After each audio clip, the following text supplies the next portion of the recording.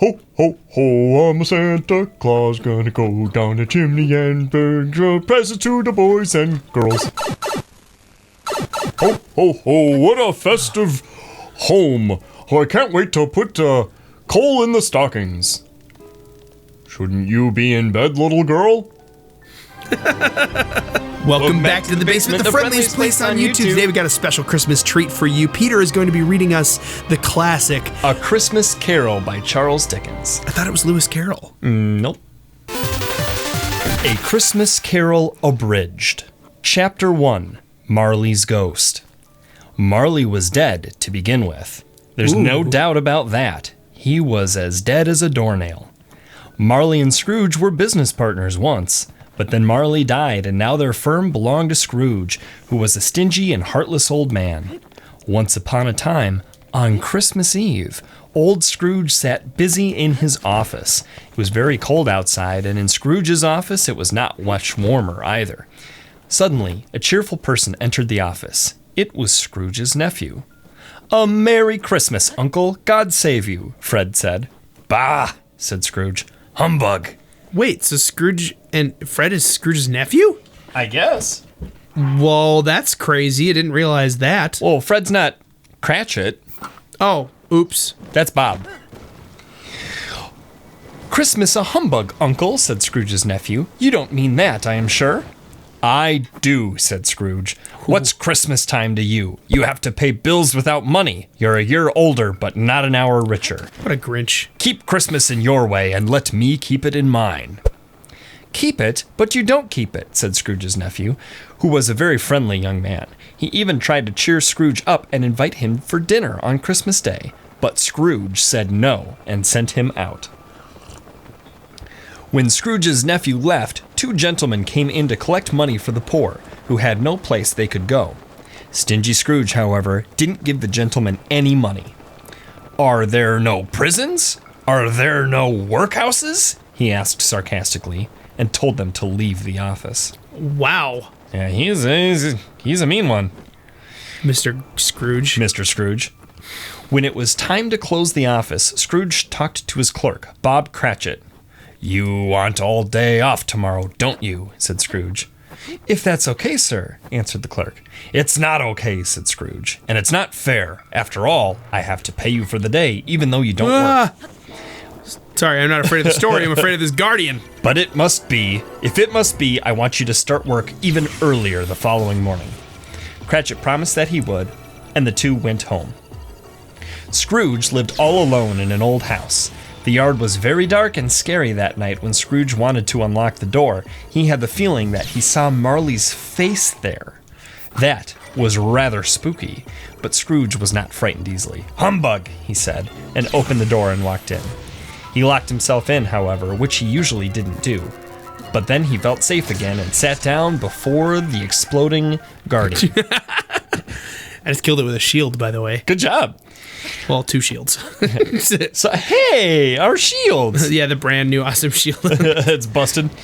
Suddenly, Scrooge heard a noise deep down as if someone were dragging a heavy chain. Oh, so spooky. The noise came nearer and nearer, and then Scrooge saw a ghost coming right through the heavy door. It was Marley's ghost, and his chains were long. They were made of cash boxes, keys, and heavy purses.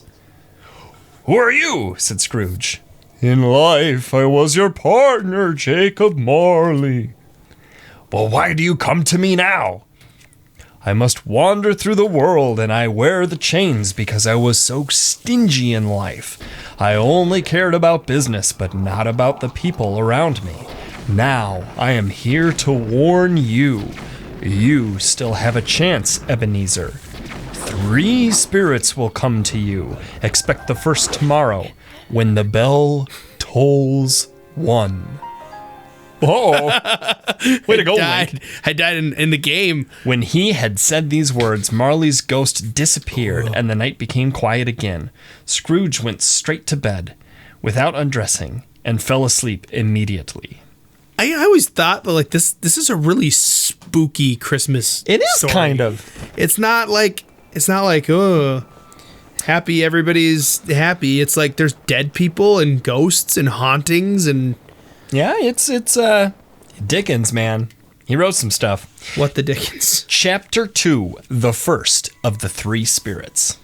Ooh. When Scrooge awoke, it was still very foggy outside and extremely cold, and there was no noise of people in the streets. Marley's ghost had bothered him. He didn't know whether it was a dream or real. Then he remembered that a spirit should visit him at 1 o'clock, so Scrooge decided to lie awake and wait and see what happens. Suddenly, the clock struck 1. Light flashed up in the room, and a small hand drew back the curtains of his bed. Then Scrooge found himself face to face with the visitor. It was a strange figure, like a child, yet not so like a child as like an old man.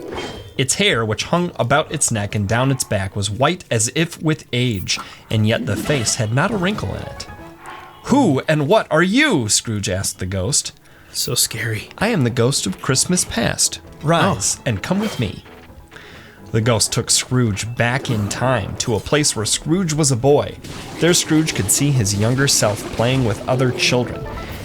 They were cheerfully running around the Christmas tree, and although they were poor, they had lots of fun. Aww. The spirit also took Scrooge to a warehouse where Scrooge was an apprentice. Scrooge saw the Merry Christmas Eve they spent in the office with their boss, Mr. Fezziwig, and his family.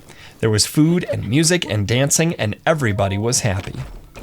The spirit then took Scrooge to yet another place. Scrooge was a bit older now. He was not alone, but sat by the side of a beautiful young girl, Belle. There were tears in his eyes. Why? He was happy and she was... Oh. "It is sad to see," she said softly, "that another love has displaced me. Your love of gold. Oh. Your heart was full of love once, but now I think it is better for us to part. She broke up with him. I never caught that as a kid. May you be happy in the life you have chosen." Oh. Has it been that long since you've heard this story? Dude, no wonder he's a jerk. "Spirit," said Scrooge, "show me no more. Take me home. Why do you torment me?" "One shadow more," said the ghost. Then they were in another scene and place, a room not very large or handsome, but full of comfort. There was a happy family celebrating Christmas with all their warmth and heartiness. Scrooge recognized Belle, his former girlfriend. She was married now and had children. Oh! "Belle," said her husband with a smile, "I saw an old friend of yours this afternoon. Mr. Scrooge it was. I passed his office window, and as it was not shut up and he had a candle inside, I could see him there. His partner is dying, I hear. And there he sat alone, quite alone in the world, I do believe." So this was when Marley was still alive. Okay, yeah, but it's still Christmas past. So the recent past. "Spirit," said Scrooge in a broken voice, "take me back. I cannot bear it any longer." He struggled with the ghost to take him back, and finally Scrooge found himself in his own bed again. He was very exhausted and sank into a heavy sleep. Wow. Chapter 3. Oh my gosh, this is a really engrossing story. I barely remember it enough to actually know what's going on. Okay. Stay tuned for what happens next, right now. Oh yes. This Chapter 3, the second of three spirits. Grotesquely riveted. Scrooge woke up in the middle of a snore. Just before the clock struck 1 again. He sat up in his bed and waited for the second ghost to come. I thought it was when the clock struck 2. And there it was, the ghost of Christmas present. It had curly brown hair. I love Christmas presents. Sparkling eyes, and it wore a simple green robe with white fur. Its feet were bare, and on its head it wore a holly wreath. The ghost took Scrooge to Bob Cratchit's house, a very poor little dwelling. In the kitchen you could see Mrs. Cratchit preparing Christmas dinner. Her children were cheerfully running around. Then the door opened and Bob Cratchit came in with Tiny Tim upon his shoulders. Tiny Tim was Bob Cratchit's youngest son. He bore a little crutch and had an iron frame around his limbs. On our way home, Tiny Tim told me that he hoped the people saw him in the church because he was a cripple. It might be pleasant to them to remember on Christmas Day who made lame beggars walk and blind men see. Bob's voice trembled when he read this. Aww. Then Christmas dinner was ready, and everyone sat down at the table. As the Cratchits were very poor, it was not much they had for Christmas dinner. But Still, everyone was joyful, and you could feel that they all had the Christmas spirit in their hearts. "A Merry Christmas to all, my dears. God bless us," said Bob Cratchit. "God bless us, everyone." Yes, I was Tiny waiting Tim. for that. Oh, man, I was waiting for that. He sat. Tiny Tim sat very close to his father's side upon his little stool. Bob held his little hand as if he feared to lose him. "Spirit," said Scrooge, who felt sorry for the boy, "tell me if Tiny Tim will live." "I see an empty seat," replied the ghost, "and a crutch without an owner. If these shadows don't change in the future, the child will die." Well, the child will eventually die. Well, yeah. What are you saying, everyone like, does. soon? Yeah. Oh, okay. He's ill. This made Scrooge very sad indeed, but the spirit went on and took Scrooge to his nephew's house. Fred and his friends had a very cheerful party and played games. Scrooge really enjoyed their party and wanted to stay for another while, but in a second it all faded and Scrooge and the spirit were again on their travels.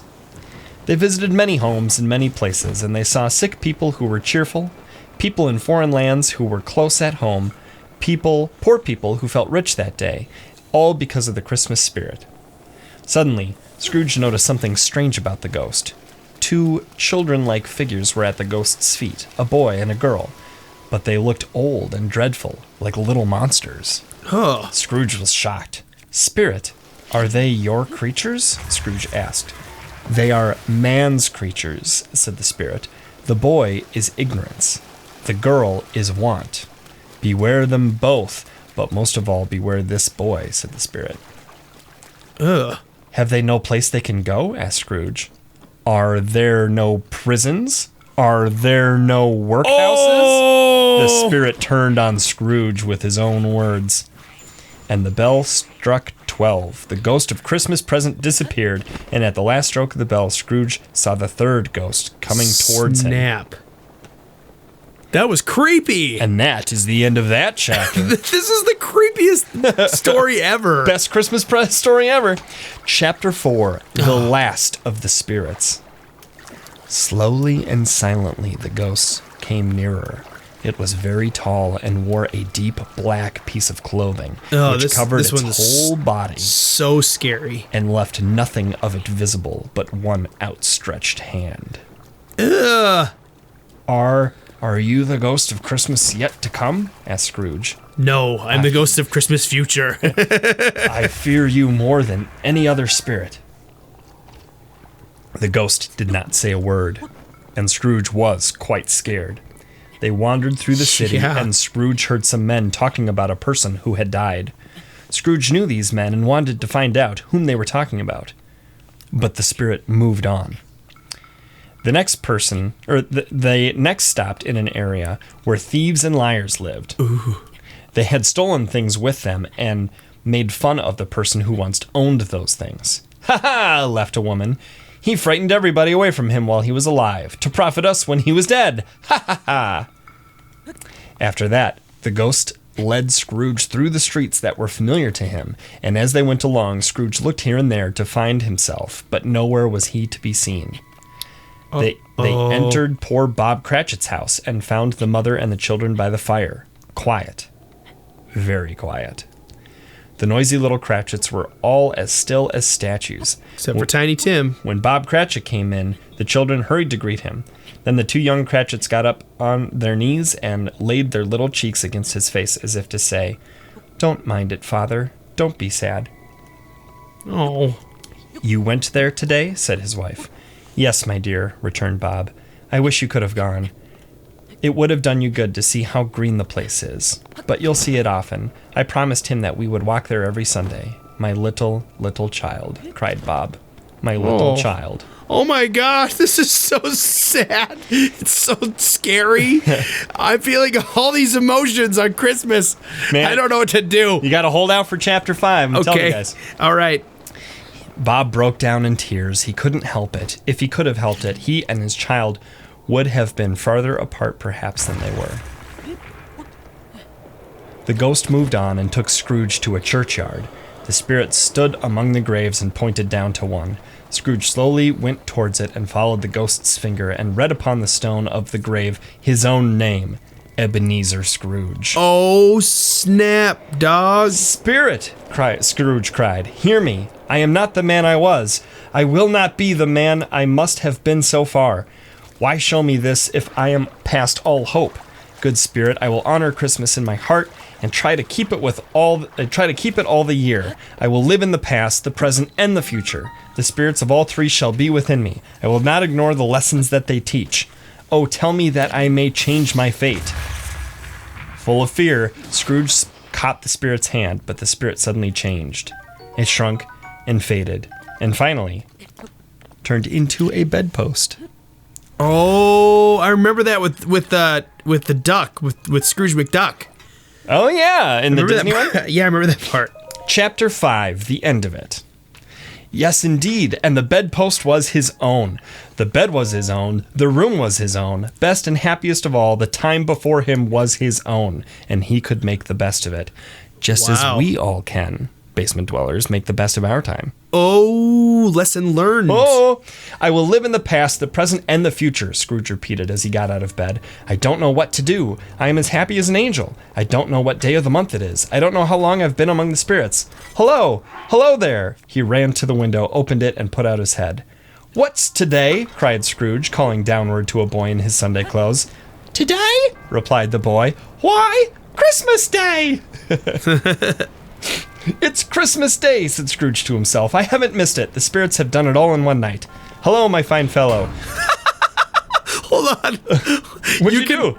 I lit this one torch with my body. I started on fire and I went over and I lit it. Oh, nice. I didn't know you could do that. All right. My fine fellow, do you know the poulterers at the corner? And do you know whether they've sold the big turkey that was hanging up there? What, the one as big as me? Returned the boy. It's still hanging there now. Is it? Said Scrooge. Go and buy it. I am in earnest. Go and buy it and come back with the man that I may give them the direction where to take it. I'll give you a shilling for it. Come back with the man in less than 5 minutes and I'll give you half a crown. The boy was off like a shot. Half a crown? Yeah, that's a lot of money, I guess. Gee willikers! In that place and time. I'll send it to Bob Cratchit, whispered Scrooge cheerfully. It's twice the size of Tiny Tim. I've plopped me knickers, half a crown. He dressed himself all in his best and at last got out into the streets. He had not gone far when he came towards two gentlemen who had walked into his office the day before.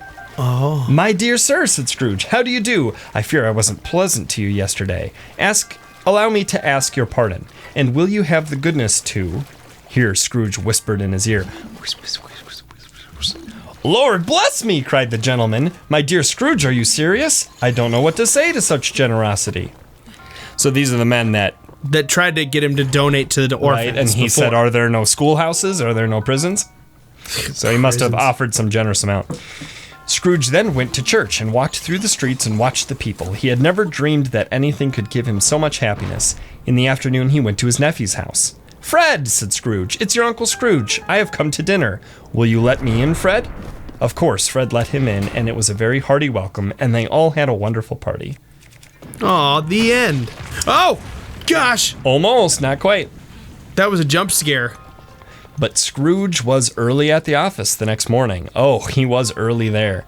If he could only catch Bob Cratchit coming late. And he did it. Yes, he did. Bob was a full 18 minutes and a half behind his time. Scrooge sat with his door wide open that he might see him come in.